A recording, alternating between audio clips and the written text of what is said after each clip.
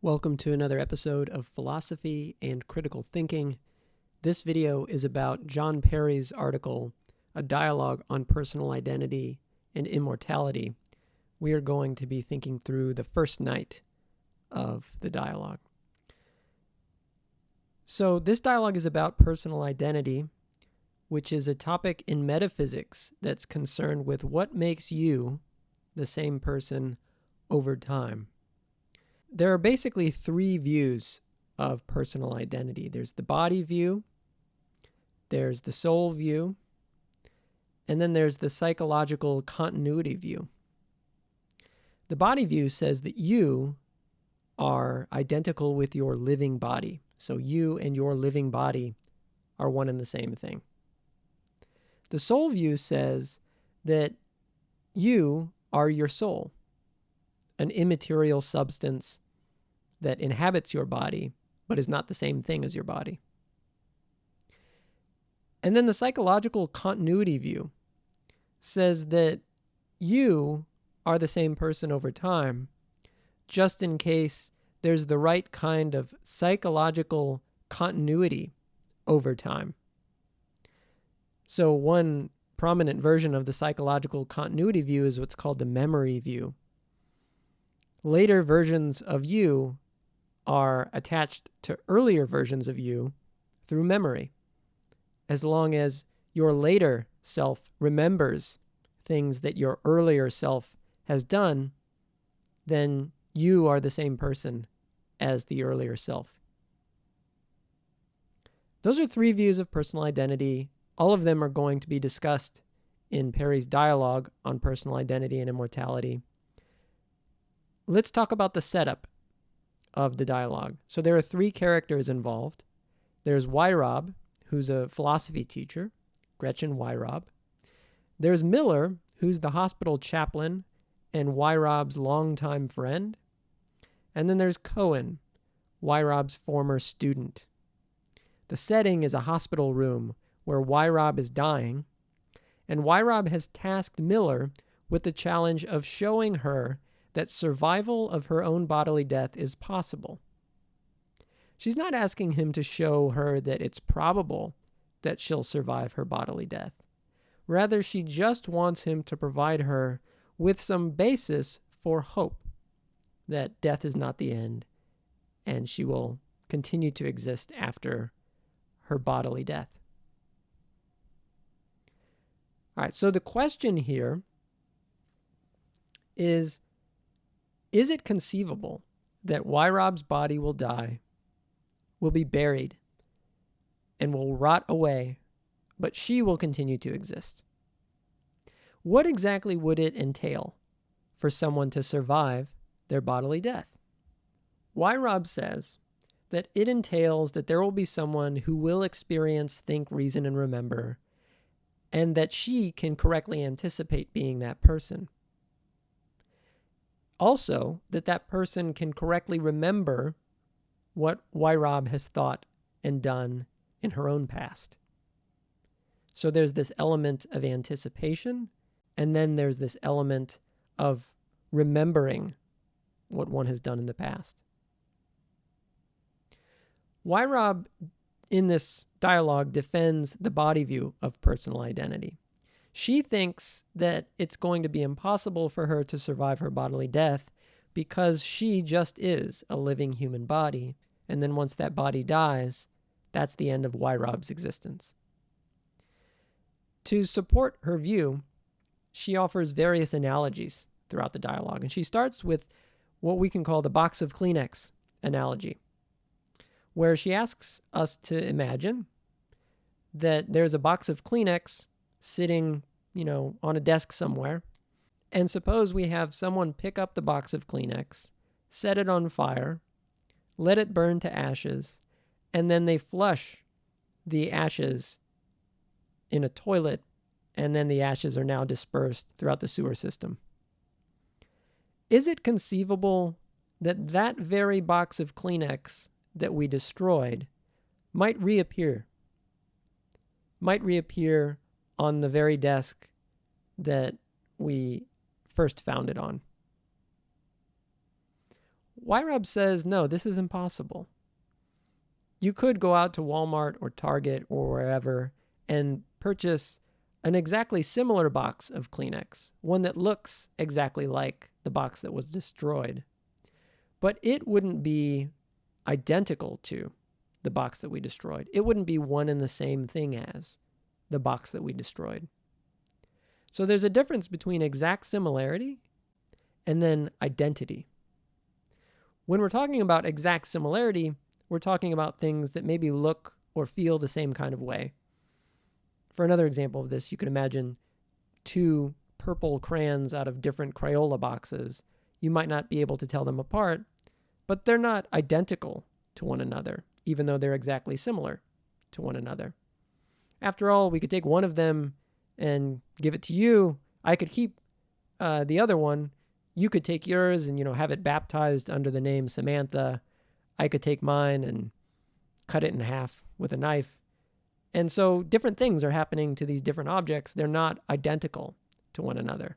They're not literally one and the same thing as one another, even though initially they're exactly similar. All right, so it looks like if Weinraub is her living body, then when her body dies and it decays, she's put into the ground and then the parts of her body just become recycled in earth. That's the end of her existence. Just like the box of Kleenex is totally destroyed when we burn it and flush it down the toilet.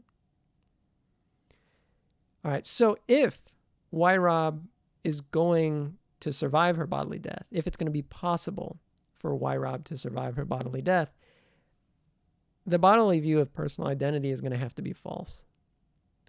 So Miller is tasked with this challenge of showing why the bodily view is false, or why some other view like the soul view or the psychological continuity view is true.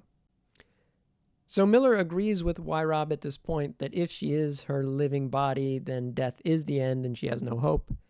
But he says, you are not your body, but rather your soul or mind or consciousness.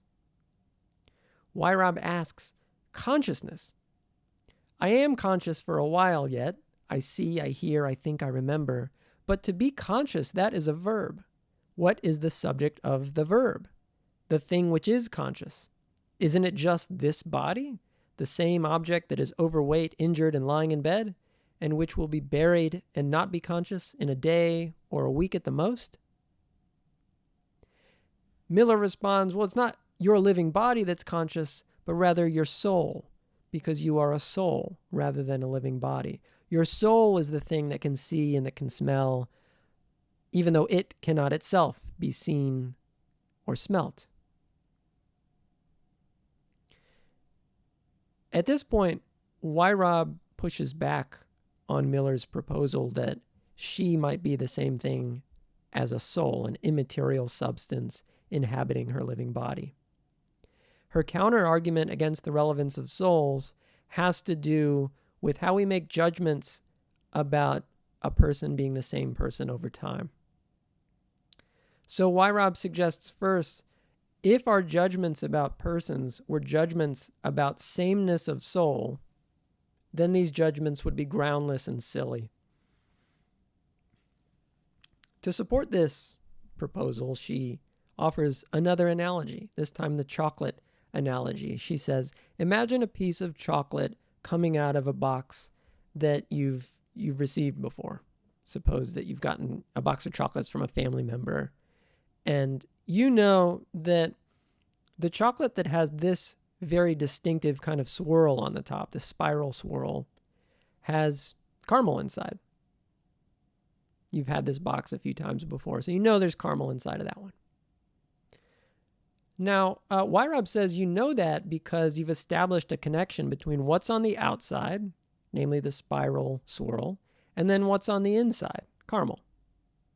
So you've observed what's on the outside and what's on the inside, and you've established the connection between these two things.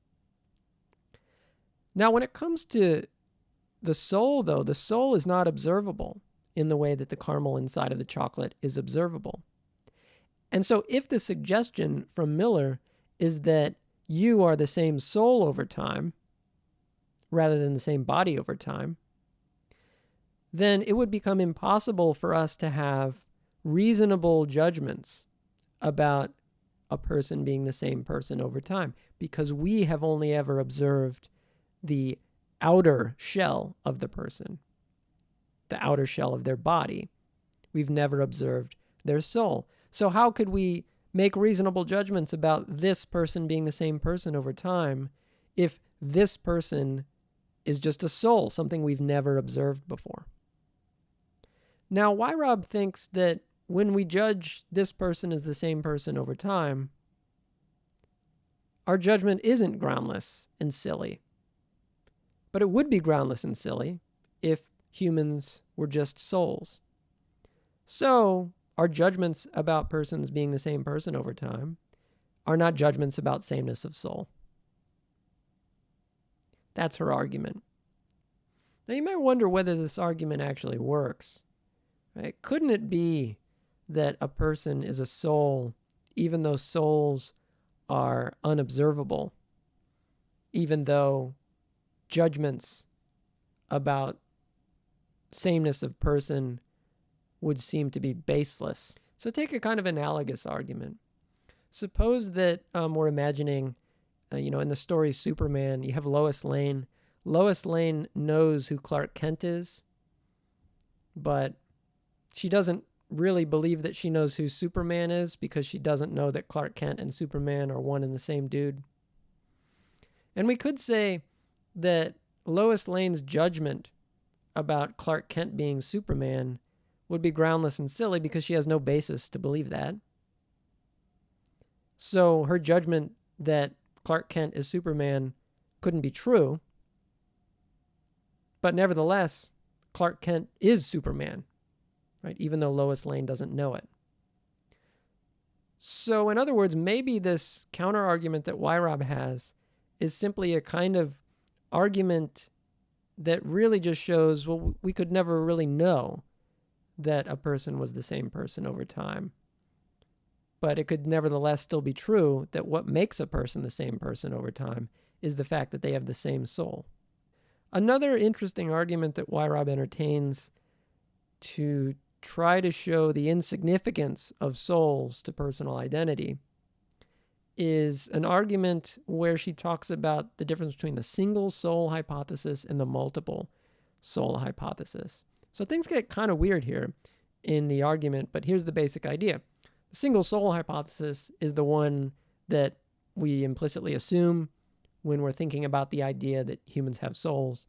So it just says that there's been one soul inhabiting your body since birth, and that's it. You're just going to carry the same soul with you through life.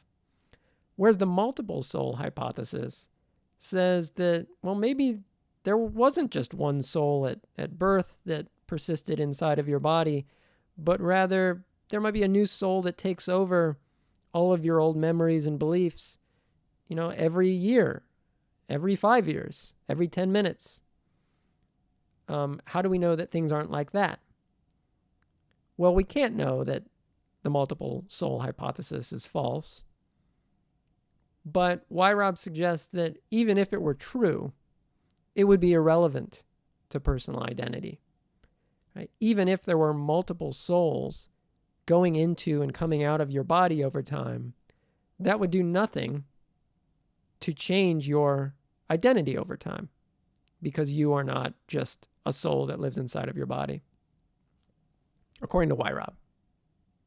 All right, so to support this kind of argument against the soul view, Weyerab offers the river analogy. So she says the similarity of states of water by which you judge that a river is the same river does not require identity of the water which is in those states at various times. So suppose you're down at Sewell Park and you're looking at the San Marcos River, and we ask, well, how do you know that that's the San Marcos River? How do you know that's the same river you were at last time you were in Sewell Park? Well, it's not because there are the same H2O molecules flowing through the river, right? That's not what makes the San Marcos River the same river over time, because of course there are different H2O molecules flowing through it constantly, right? These molecules are constantly changing, right? So you know that that's the San Marcos River on the basis of something other than these small parts that end up flowing through the river. So too, Weyerab suggests, human beings are not the same thing as a soul. If there were souls moving in and out of people's bodies, that would be just like the relation between the water molecules in the river and the identity of the river over time. The molecules would themselves be irrelevant to the identity of the river, just like the souls would be irrelevant to the identity of the person over time, according to Weyerab's argument. So it's not entirely clear where this argument would fail or why we should think that Weyerab has made some kind of mistake in reasoning here. This is an interesting argument. Miller doesn't have anything to say in terms of a reasonable objection to this argument. What he's going to try and do in the second night is put some pressure on the bodily view by appealing to some of his own arguments.